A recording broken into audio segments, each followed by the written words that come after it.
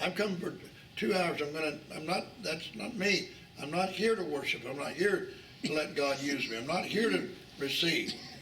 But I was so glad to see that. Yes. Because it certainly was a flame burning. They made light of it and went their ways. They went their ways. In the Old Testament, there's a scripture. I don't have chapter and verse on it right now, but it said that every man did that which was right in his own eyes. For there was no king in Israel. There was no king. There was no ruler.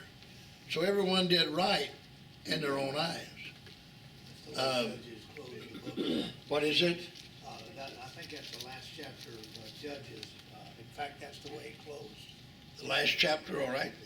Look and refer. There you are, Judges 21:25. Yes. In those days, there was no king in Israel. Every man did that which was right in his own eyes. How's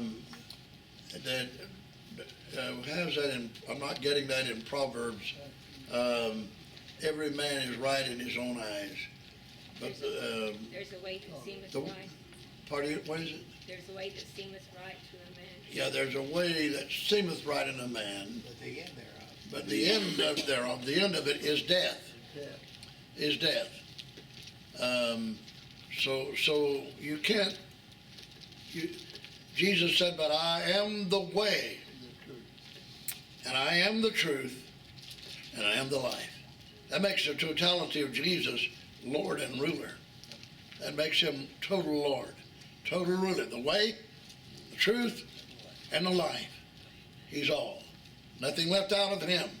You're complete in him. Then the verse said, and the remnant, let me finish verse 5.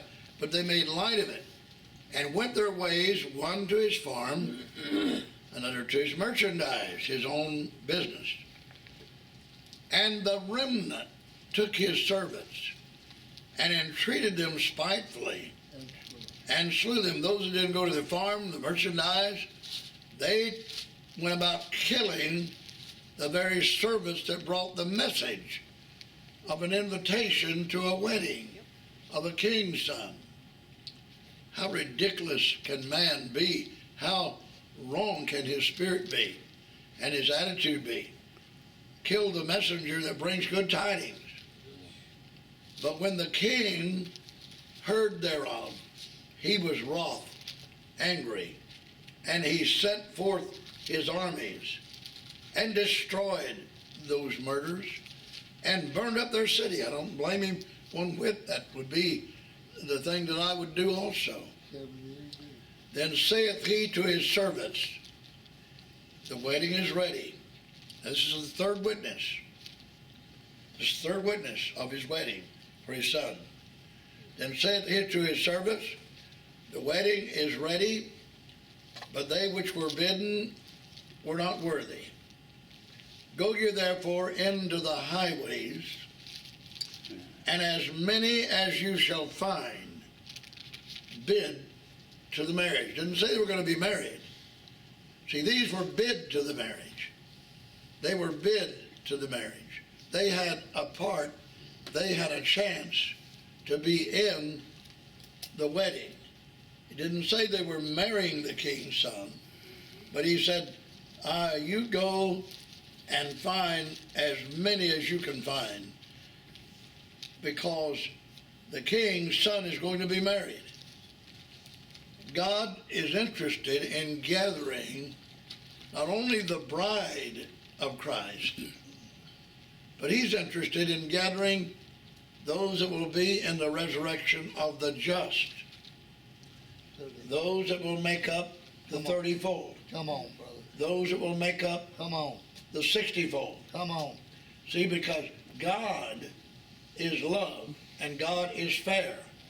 And God is not just interested in 144,000 overcomers, because he will have them. See, notice this parable was not dealing with the bride.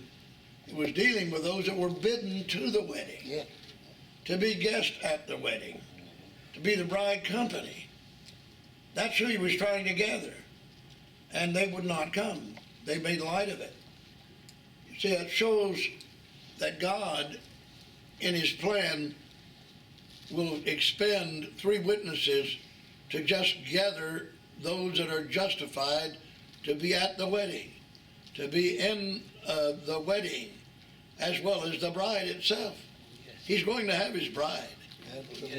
Because in the book of Revelation, the 19th chapter, he said the bride, I believe that's the 19th chapter, check me on that.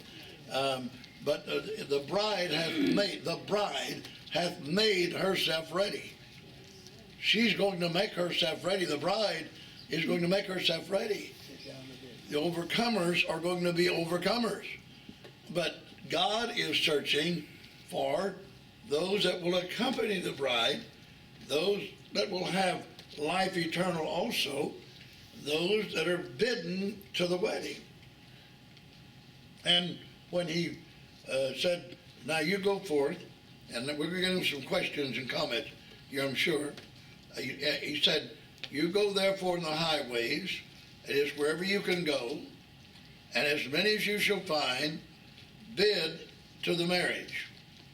So those servants went out into the highways and gathered together all, as many as they found, both bad and good.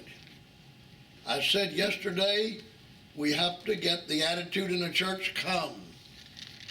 Whosoever will, let them come. Anyone. The net cast into the sea, bringing forth fish of every kind. We cannot cull them when they come in. We cannot reject them when they come in.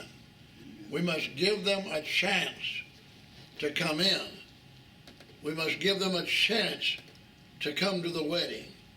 That God's interested in his wedding being furnished with guests. Both bad and good are invited. Now they don't stay bad. They don't attend the wedding ceremony bad. God has a sifting and a cleansing and a purifying and a separating the tares from the wheat. But the tares will be growing with the wheat. And the tares are rejected. The wheat are accepted. So in the process of the gathering of this remnant, the 3rd witness, the wedding is to be furnished. That is, it's to have invitation. It's to have invitation. They're bidden to come, both bad and good. And here, when the king came in to see the guest, he saw there a man which had not on a wedding garment. Now here's where the separation takes place. When the king looks at the assembly of those that are called and those that are bidden to come and sees one that doesn't have the wedding garment on, not the bridal attire, but the wedding garment, purification, fine linen of the saints. Because this is talking about the bride company. This is the bridal company. This is not the bride. Because the bride made herself ready. She's in the secret chambers. The king was interested in his son not being embarrassed by not having witnesses at that wedding. This is the parable. This is what Jesus is teaching. He's not teaching on the bride being ready. He's teaching on the bride company being ready, having their wedding garments on. The bride company is the multitude, 10,000 times 10,000s. In Revelation, the 7th chapter, 9th verse, that has washed their robes in the blood of the Lamb and made them white. Multitude without number. The saved of the earth. The redeemed of the earth. The witnesses to the wedding. It's going to be the greatest wedding ever held. Be no wedding like this certain king with his son, Jesus, and his wedding. And so he said, both bad and good, and the wedding was furnished with guests. And when the king came in to see the guest, he, the king, saw there a man which had not on a wedding garment. Now this is Jehovah God. This is the king. See, this Jesus is the son. But the king is Jehovah God. It's his wedding of his son. So he's going to make a decision to separate the tares from the wheat. And he looks at this man. The man has no wedding garment on. And the only wedding garment I read about in the scriptures is the fine linen garment that the bride puts on. Fine linen, which is the righteousness of the saints. If she has on that, then the guests must have that on. That is the wedding garment. Purification, holiness, righteousness, godliness. That is the wedding garment. That's what you and I must put on. And this is the dressing room right here. Yes. We're in the dressing room. The church is the dressing room. You're not going to go to heaven then dress there. No. You and I are not going to heaven and dress there. See, the king is not going to inspect the guest invited to the wedding that accepts the invitation in heaven around the throne. Because there's no impurity there. There can be no impurity in the heaven of heaven. So here, he's inspecting, and he sees the guest, and one of them doesn't have a wedding garment, and he saith unto him, Friend, how camest thou in hither, not having a wedding garment? And he was speechless. Two things about being speechless.